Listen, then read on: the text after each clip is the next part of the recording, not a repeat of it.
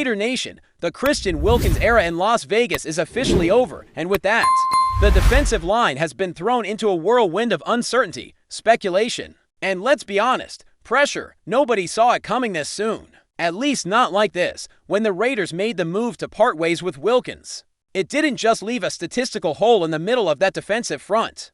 It sent shockwaves through the locker room, and now it's up to a group of under-the-radar names, unproven rookies, and veteran rotational guys to try to step up and prove they belong. But before we dive into the flashy names that fans are already talking about, the possible free agent signings, the potential trade targets, let's not overlook the foundation. The replacements might not come from the outside at all. The most important moves could come from inside the building. Right now, the Raiders technically have a 90-man roster, but thanks to Laki Tossi coming in through the NFL's International Pathway program, they're allowed to carry 91. That means there's still an open spot to be filled, and it's likely being reserved for someone at defensive tackle. Now here's the thing, the financials around the Wilkins release are still a little murky until the grievance that's been filed against the Raiders is resolved. It's tough to say exactly how much cap room the team has available, but one thing's for sure. They have to find a way to stabilize the defensive front, and they have to do it quickly. Whether it's a next man up mentality from within or a veteran addition from the outside, the Raiders cannot afford to leave that position in flux heading into the meat of training camp. So let's talk about the internal options first. These are the players already on the roster who are going to be asked to shoulder more responsibility. Now that Wilkins is gone, one of the first names that comes to mind is Yanulu. He's young, he's physical, and while he doesn't have the experience of a starter, he did flash at times when called upon last season, especially when Wilkins missed time. Yanulu has the kind of frame and athleticism that the coaching staff likes. And while he's far from a finished product, the opportunity in front of him is massive. He doesn't have to become Christian Wilkins overnight, but if he can develop into a reliable rotational piece with upside, that's a win for the Raiders. Another guy that's going to get a long look is rookie Tonka Hemingway. When the Raiders drafted him in the 4th round, it raised some eyebrows, especially considering there were already rumors swirling about Wilkins' future. Hemingway is a bit of a tweener, the kind of player who can shift between end and tackle depending on the scheme and situation. Same goes for J.J. Pagai, who's another name that should be mentioned in the same breath. These two rookies are going to be under a microscope in training camp. You don't just stumble into defensive line reps in the NFL without proving you can handle the physicality and mental load. If Hemingway or Pagai can show they belong, it takes a lot of pressure off the front office to go hunting for a veteran. But if they struggle, well, that's when Plan B kicks in. Now let's talk about Adam Butler. He was brought in with expectations, not superstar expectations, but certainly to be a steadying presence. He signed a 3-year deal worth $16.5 million, and now, whether he's ready or not, he's the #1 guy on that defensive tackle depth chart. Personally, I've always viewed Butler as more of a complementary piece, a DT to who can elevate others around him, but now he's got to be the anchor. He's got to play like a DT1 and prove that he can handle the run, disrupt the pocket, and mentor some of the younger guys on that line. It's a huge ask, but it's also a huge opportunity. If he delivers, this defense won't miss a beat. If not, well, that's when the alarms start to go off. Let's not forget about Leki Fotu either. This offseason, Fotu has been the guy most likely to slide into the Wilkins role on early downs. He's a big body, a true space eater who thrives on drawing double teams and clogging lanes. That's the kind of dirty work that doesn't always show up on the stat sheet, but it's absolutely vital to the success of a defensive front. When Fotu is doing his job, it frees up players like Max Crosby and Malcolm Kuntz to do what they do best: wreak havoc off the edge. Fotu might not be flashy, but his role is critical, and the coaching staff knows that. But let's be honest here, if there's one player who really needs to step into the spotlight, it's Tyree Wilson. The former 7th overall pick in the 2023 draft has been working at both defensive end and defensive tackle this offseason, and sources close to him have said he's putting on weight, somewhere between 10 to 15 pounds, to prepare for a heavier workload inside. And from what we've seen in the first couple of training camp practices, he looks ready. The technique is sharper, the burst is still there, and the mindset seems different. Wilson knows this is his moment. No more easing in, no more development curve. The Raiders need him to be a cornerstone of this defensive line, and the good News is, it looks like he's embracing that challenge. So here's the question. How confident are you in this defensive line without Christian Wilkins? If we're talking the entire line, ends, tackles, depth, I'd give it a solid 7 out of 10. Max Crosby is still one of the best in the league. Adam Butler is serviceable. Leaky Fotic can eat space. And guys like Tyree Wilson and Malcolm Kuntz have the tools to be real difference makers. Now, if you narrow it down to just the defensive tackle room, that's where the concerns start to creep in. In that case, I'd probably drop the confidence level to a 6. There's potential, no doubt. But there's also a lot of question marks, especially with the rookies, and while I'm all for giving the young guys a chance, we can't ignore the possibility that the Raiders look elsewhere for help. That brings us to the trade market.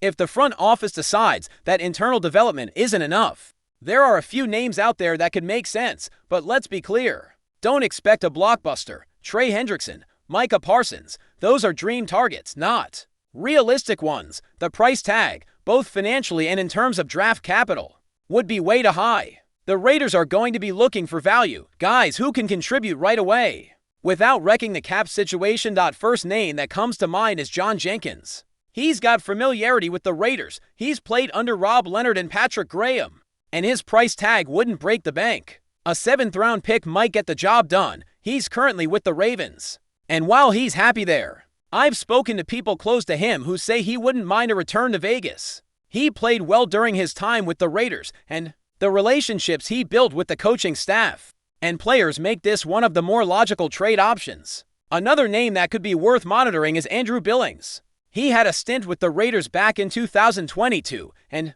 there's familiarity there as well. He's currently on the Bears roster, but with Chicago adding Grady Jarrett this offseason, Billings might become expendable. Health has always been the big question mark with him. When he's on the field, he's solid. The issue is keeping him there, but if the Raiders are willing to take a chance, the cost would be relatively low, and the upside could be valuable. Then there's the possibility of making a move for someone like Derek Brown from the Panthers. He's been solid, even though the Carolina defense was on the field way too much last year. Brown played over 700 snaps, racked up over 80 tackles and 5.5 sacks.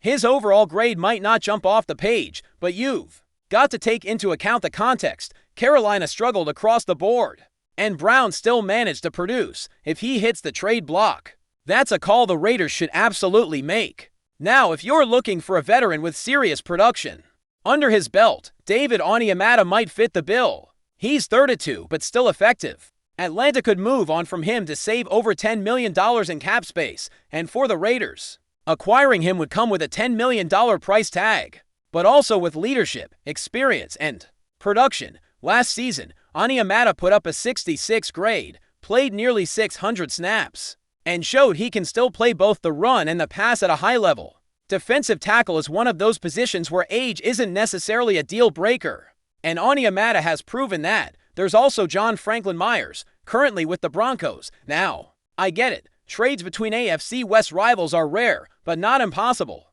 Franklin Myers wasn't happy during OTA letters, although he did report to camp. And there's a front office connection through Brian Stark, the Raiders' new assistant GM, who came over from Denver. If things get weird in Broncos camp, this could be a name to watch. He's reliable. He hasn't missed a game in 3 seasons. And he had an impressive PFF grade of over 82 last year. The only catch, he wants a new contract, and trading for him would mean navigating that negotiation carefully. Before we continue, don't forget to subscribe to our channel and give this video a like. Your support helps us keep bringing you the latest updates on our Las Vegas Raiders, and don't be shy, drop your thoughts on the news in the comments below. The NFL community is buzzing with speculation after whispers surfaced about a potentially earth-shattering move. Patrick Mahomes, the Kansas City Chiefs' golden boy, could be heading to none other than their fierce division rivals, the Las Vegas Raiders. Yes, you read that right, although no official statements have been made. Several sources close to the situation have hinted that the Raiders may have quietly reached a historic agreement with Mahomes. While the details remain scarce and shrouded in secrecy, the very idea of such a move has sent shockwaves throughout the league. If this rumor holds any weight, it would mark one of the most dramatic shifts in NFL history. Mahomes, a 2-time Super Bowl MVP and widely considered the face of the league, has been the cornerstone of the Chiefs' dominance for years. The thought of him donning the silver and black is almost unthinkable. Yet here we are. Some insiders suggest that ongoing tensions behind closed doors in Kansas City could have prompted Mahomes to explore other options. Others believe that this is nothing more than a strategic ploy or a wild rumor stirred up during the off-season lull. Still, there's a growing sense that where there's smoke, there just might be fire. Fans are already divided. Chiefs loyalists are in disbelief, many refusing to accept even the possibility of losing their franchise quarterback to a bitter rival. Meanwhile, Raiders supporters are cautiously euphoric, dreaming of a future led by one of the most electrifying QBs the league has ever seen. While confirmation remains elusive, the very idea has ignited debates across social media, sports talk shows, and locker rooms alike. Could this be a bold new chapter in AFC West history or just an off-season fever dream? Time will tell, but for now, the NFL world watches and wonders, is Patrick Mahomes really about to make the most shocking move in football history? That's it for this update. If you enjoyed the video and want to stay updated with exclusive news about our Las Vegas Raiders, be sure to subscribe to our channel and hit that like button. We can't wait to hear your thoughts in the comments. See you in the next video.